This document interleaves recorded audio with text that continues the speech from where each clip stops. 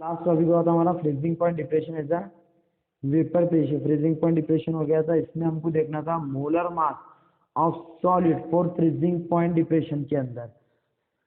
तो लास्ट इसमें हमने देखे थे, सबसे पहले तो मोलरिटी का फॉर्मूला है m is equal to 1000 W2 upon M2 W1। Substitution यहाँ पे क्या किया गया, M2 की वैल्यू को पुट किया गया, ये जो फॉर्मूला एडजस्ट किए थे हमने डेल्टा टी एफ बोले तो freezing point is directly proportional to molarity, और के एफ का मतलब होता है क्रियास्कोपिक कांस्टेंट।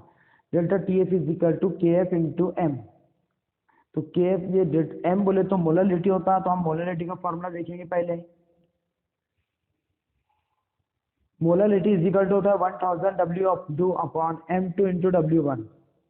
बस ये वैल्यू को हमको पुट करना है, delta T F is equal to K F, और m की जगह वैल्यू आ जाएगी 1000 W2 अपॉन M2 W1। इसमें क्या करना है, हमको M2 के लिए फॉर्मूला बनाना है। M2 का मतलब होता है molecular mass of solid. M2 is equal to 1000 K F W upon delta T F W1। यह आ गया मोलर मास का फॉर्मूला। इसी के बाद में आता है freezing point depression and concentration of solid.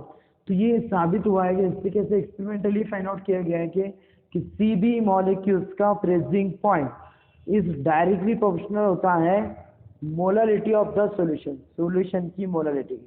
जैसे कि यहाँ बताया experimentally for the dilution solution the freezing point depression is directly proportional to the molarity of solution.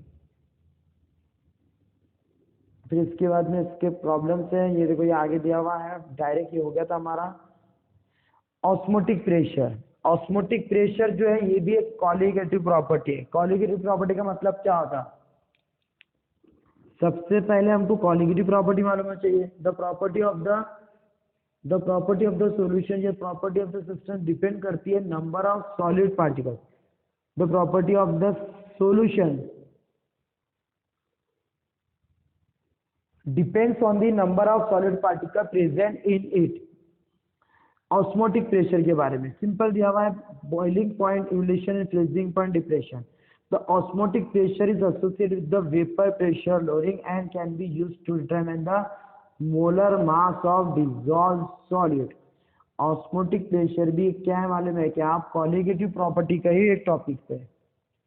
जैसे कि बताया इसके अंदर vapour pressure, freezing point depression, osmotic pressure is associated with the vapour pressure lowering and can be used to determine.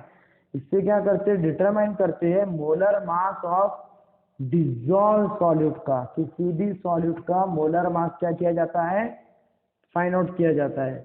उसके बाद में आता है सेमी परमेबल मेम्ब्रेन।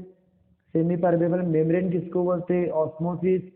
ये एक एक मार्क के लिए आपको पूछा जाता है। देखो आप सेमी परमेबल मेम्ब्रेन की definition, the osmotic pressure phenomenon involve the use of semi permeable membrane.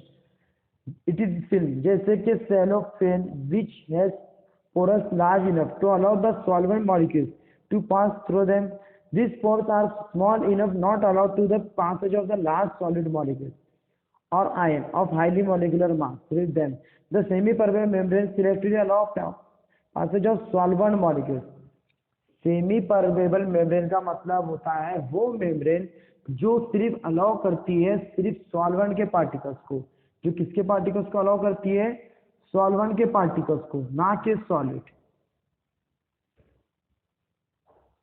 जो क्या करती है, सिर्फ अलाउ करती है solvent particles not solid, is called as semi permeable membrane. आई बस समझ में।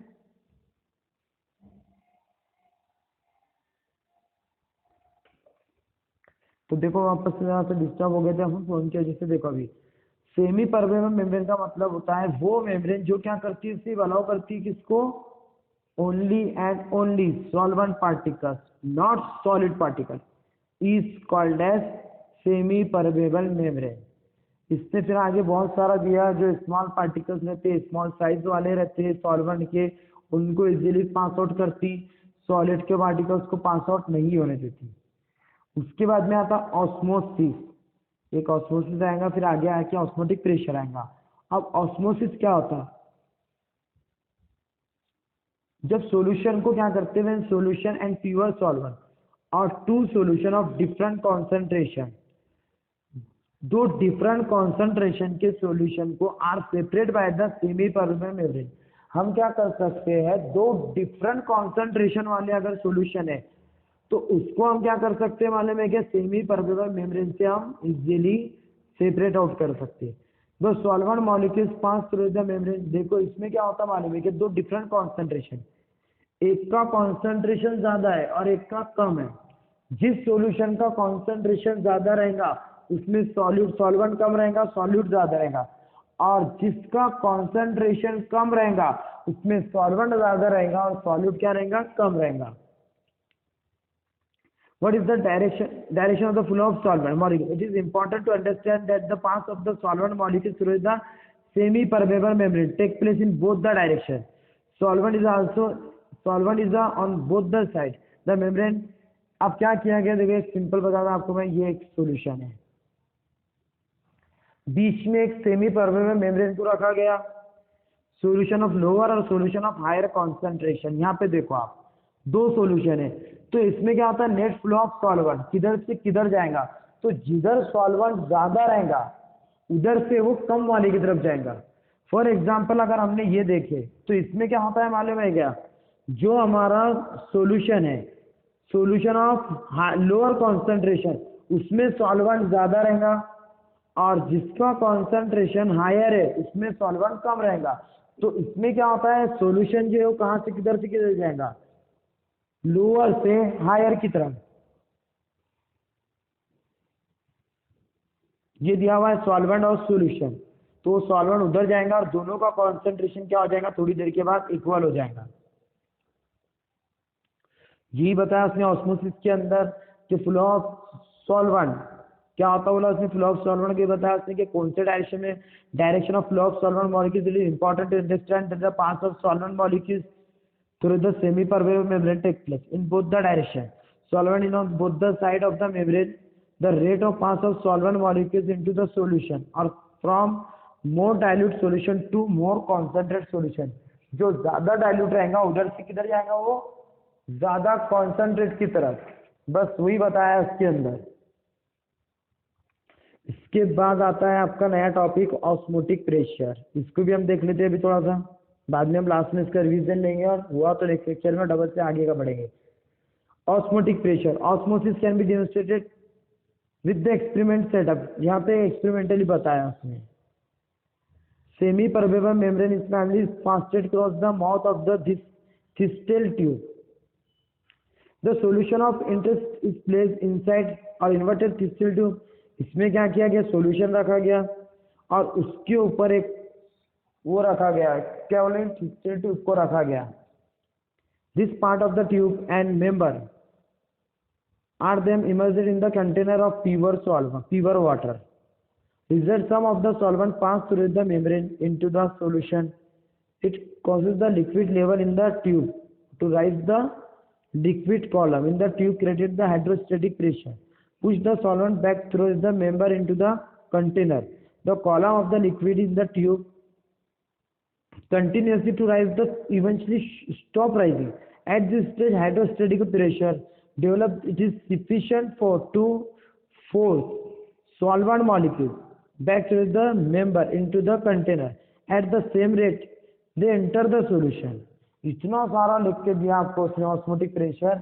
सिंपल ऑस्मोटिक प्रेशर की अगर डेफिनेशन देखे जाए तो वो मिनिमम प्रेशर जो क्या करता है, स्टॉप करता है सॉल्वेंट को सेमी मेम्ब्रेन में से पास होने के लिए। वो minimum pressure stop the flow of solvent into the semi permeable membrane is called as osmotic pressure. उसने वही बताया कि यहाँ प्रेशर फॉर्म होता है, सॉल्वेंट ऊपर जाता है कैपिलरी एक्शन के थ्रू, तो वही उसने बताना था उसके अंदर उसको।